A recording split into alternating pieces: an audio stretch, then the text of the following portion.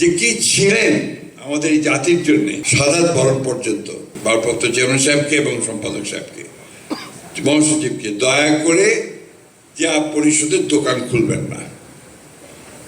এর দোকান দরকার নেই আমাদের দরকার শ্রেষ্ঠ মানুষগুলোকে, আমাদের দরকার গবেষকদেরকে, আমাদের দরকার ভালো মানুষদেরকে যারা পথ দেখাবে, পথ পরিচালনা করবে।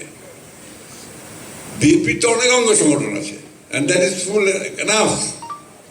ছাত্র দল আছে, যুব দল আছে, স্বেচ্ছাসেবক দল আছে, মহিলা দল আছে, শ্রমিক দল আছে, তাঁতি দল আছে, সব আছে।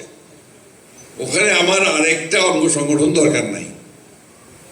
আমার দরকার জিয়াউর রহমানের উপরে গবেষণা করে জিয়াউর রহমানের জীবনীটাকে কিভাবে আমরা আমাদের জীবনে কাজে লাগাতে পারি, রাষ্ট্রে কাজে লাগাতে পারি, সমাজে কাজে লাগাতে পারি, সেই কাজগুলো আমাদের করা দরকার।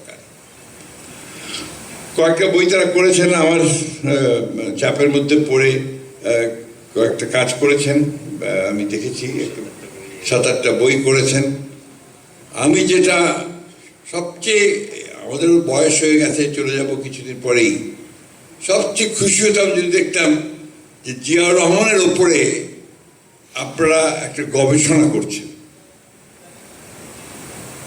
এবং এটা এমন একটা গবেষণা লব্ধ একটা পত্রিকা হবে, বই হবে, পত্রিকা তো বই হবে, যেটা জিয়াউর রহমানকে সারা বিশ্বে পরিচিত করবে।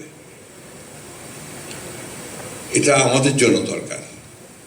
আমার কাছে মানে আমি একটা মাত্র বই দেখেছি, যে বইটা আমার কাছে মনে হয়েছে যে কিছুটা রিসার্চড বুক, জিয়াউর রহমানকে ওইভাবে সামনে নিয়ে এসছে।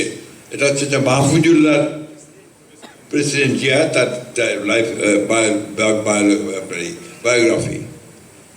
এটা যদি আপনারা পড়েন তাহলে দেখবেন যে ওটার মধ্যে রিসার্চ করার কাজ আছে প্রত্যেকটা বিষয়ে। জিয়াউর রহমান যে কি ছিলেন আমাদের এই জাতির জন্যে, আমরা সেটা অনেকে অনুধাবনও করতে পারি না। আপনি চিন্তা করেন যে একটা মানুষ যিনি 1971 সালের 25শে ডিসেম্বরের আগে যাকে কেউ চিনতো না, জানতো না, 26শে মার্চের পর থেকে তিনি হয়ে গেলেন বাংলাদেশের মুক্তিযুদ্ধের মূল নায়ক, কারণ তিনি মুক্তিযুদ্ধের ঘোষণা দিলেন।